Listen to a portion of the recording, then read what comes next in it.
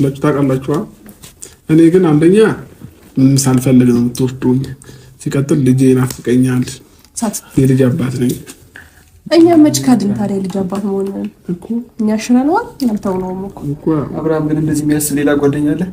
እንዴት እንደዚህ እንደኛ የሚያስብ አብርሃም በዚህ ግባ አብርሃም በዚህ ውጣ ብሎ ከሚጨቀጭቅ ጓደኛ ውጪ ምንም እሱን ትሪት ለማድረግ የሚሞክር የለም። እኛ አንተን በደንብ እኮ ለማዝናናት ነው እቅዳችን።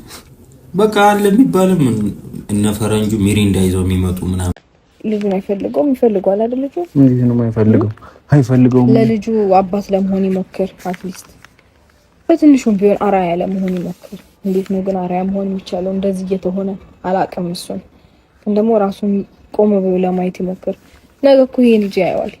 ምን አይነት ነገር ነበር እያሳለፈ የነበረው? በጣም የሚያፍርበትን ነገር ባይሰራ ጥሩ ነው ለራሱም ለልጁ። ደረቅ እንጀራና ደረቅ ሰው አንድ ነው። ለበላው ነው እንጂ ላልበላው ምንም ነው። ሰበር ዜና። ሰላም ጤና ይስጥልኝ ክብራንና ክብራን አድማጭ ተመልካቾቼ በያላችሁበት የዓለም ዳርቻ ሰላማችሁ ይብዛ። ላይክ፣ ሼር፣ ሰብስክራይብ በማድረግ ለሁሉም ይድረስ።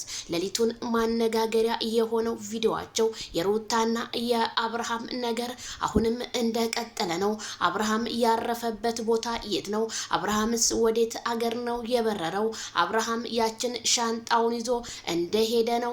ምንድነው የተፈጠረው? የብዙዎቹ ጥያቄ ቢሆንም ግን አንዳንድ ኮሜንታተሮቼ ዜድዬ ቪዲዮውን ጨርሼ አይቼዋለሁ። የኔ እህት የሩታ እሺ ልበለው እምቢ ልበለው ሳያቅ ይሄንን ውሳኔ ለምን ወሰናለች? እስከዛሬ እየፈተነችው ነበር ማለት ነው ወይ ከይቅርታ ጋር ብላለች። ምን አውቃለሁኝ ትፈትነው አትፈትነው።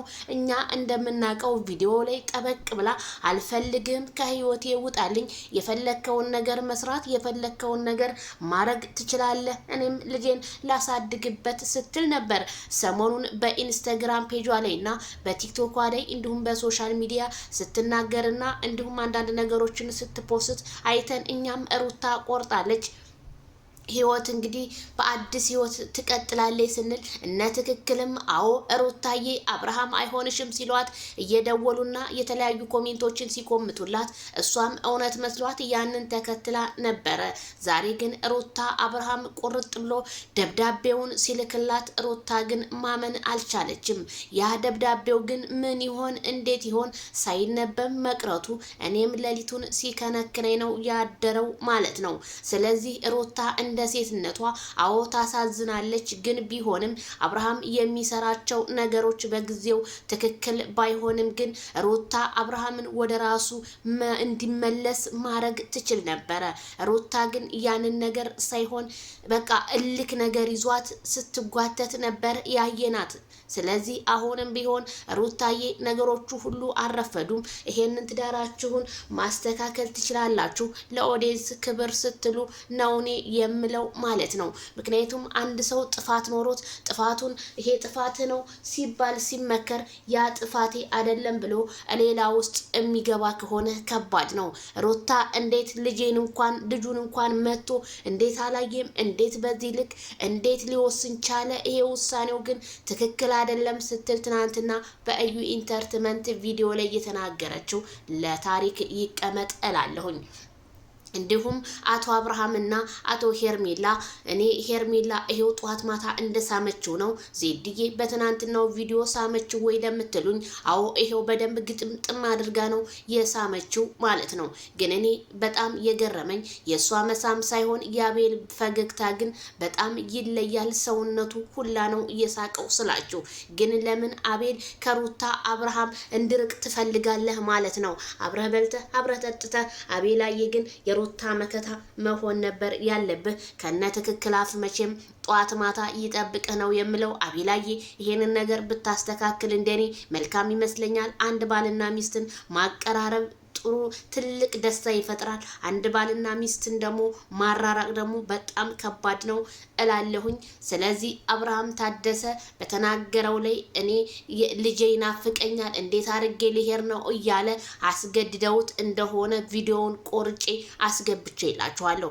አብርሃም ያለ ፍላጎቱ ነው እንዲወጣ ብሩኬና አቤላና እንዲሁም ሄርሜላ ገፋፍተው አብረው እንዲሄዱ ያደረጓቸው። ግን መነሻቸው ከቡታጅራ ቢሆን መድረሻቸው ግን የት ነው? እሱን አብረን እናያለን። በጣም አሳፋሪ ነገር ነው። ምን አይነት ነው የምናየው? ለሚመጣው ትውልድ ምንድነው የሚያስተምረው? ብዙዎቹ ዜድዬ ይሄ ነገር ዝሙት ነው፣ ዝሙትን በአደባባይ ትገድፍ ያለሽ ወይ ለምትሉኝ እኔ ዝሙት አብሮ ሲተኛ አብርሃም ታደሰ አላየሁም። ምክንያቱም እንደ ሀገራችን እንደ ባህላችን መሳሳ ምናምን መቼም ይሄ እንደ ባህል ተቆጥሮ ቢሆን እንጂ አብርሃም እውነት ይሄንን ዝሙትን ያረገዋል ብዬ እኔ አላስብም። እንዲሁም ብዙ እየተነጋገሩ የሚሰሩት ቪዲዮ አለ። ለምሳሌ እዚህ ጋር ማሪያናና ቶፊቅ ባልና ሚስት አይደሉም ወይም በእምነታቸው አንድ አልነበሩም። 1 አመት ሙሉ ድራማ ሲሰሩብን ነበረ። ከዛ ግን ቶፊቅም የራሴ ፍቅረኛ አለኝ ማሪያናም አርግዤ ወለድኩኝ ብላ ስትመጣ ግን ለህዝቡ ዱብዳ እንደወረደበት እኔ ያንን ታሪክ መቼም አረሳውም። ታዲያ ትናንትና ናሂና ውብዬ ሲጣሉ ሲቀጣቀጡ የነበረ ጾም ገባ ድራማው ተቋረጠ ብለው አበባ በትኖላት ስጦታ ገዝቶላት ሲመጣ ትናንትና ባይናችን አይተናል። ታዲያ ለምን ትምህርት አንማርም? አብርሃምና ሩታ ደግሞ ይሄንን በቃ ድራማም ይሁን ምንም ይሁን ሊያቆሙት አልቻሉም። ምክንያቱም አብርሃምና ሩታ የራሳቸው የሆነ የሚሰሩት ግብ እንዳላቸውና የማዳም ቅመሞችን ለማቦጫጨቅና ለማቦካከስ እየተነሱ ናቸው። ምክንያቱም ለማዳም ቅመሞች ክብር ቢሰጧቸው ይሄ ድራማ አይራዘምም ነበረ። ምክንያቱም ድራማ አትሉት ሙሰልሰል አትሉት እኔ ተከታታይ ፊልም አትሉት እኔ ግራ ገብቶኛል። ምክንያቱም ግራ ተጋብተው ሰውን ግራ አጋብተዋል። ሩታ ምናለች? አብርሃም የምትሰራው ነገር አጸያፊ ነገር ነው። ነገ ልጅህ ይሄንን ቪዲዮ ሲያየው ምንድነው የኔ አባት ሲያረግ የነበረው ብሎ ያዝንብሃል አልሽ። ሩታ ይሄ እኮ ጥያቄው ላንቺም ነው ግን የኔ ውድ። ምክንያቱም አንቺም ልጅሽም አብርሃምም ሁለታችሁም ተጠያቂ ናችሁ። ልጃችሁ ሁለታችሁንም ነው የሚጠይቀው፣ አብርሃምን ብቻ አይደለም። ምክንያቱም ትጨቃጨቁ ነው ወይ የወለዳችሁኝ እንትን ስትሉ ነው ወይ?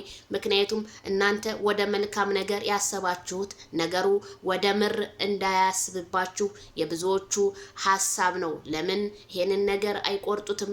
ቤተሰብ ለምን አያስታርቃቸውም? እያሉ ትናንትና ቢኒዬም ጋሽዬን ይዞ መጥቶ ጋሽዬ የመጨረሻ ውሳኔ እኔም ወስናለሁ ሲሉ አሳውቀዋል። ግን ቢኒዬ ጋሽዬን ይዞ መንጣቱ ግን ለምን ይዞ መጣ? ቢኒ ስትናገሩት ነበረ።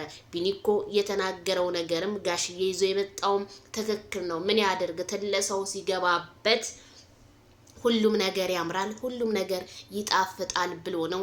የአብርሃምና የሩታ መጨረሻ በጣም ነው የናፈቀን፣ በጣም ነው የሚያሳዝነው። ግሬስ ፋሚሊ ፍቅር ነበር፣ ደስታ ነበር። አሁን ላይ ግን ጭቅጭቅ በጣም ያስጠላ፣ ልክ እንደ ማስቲካ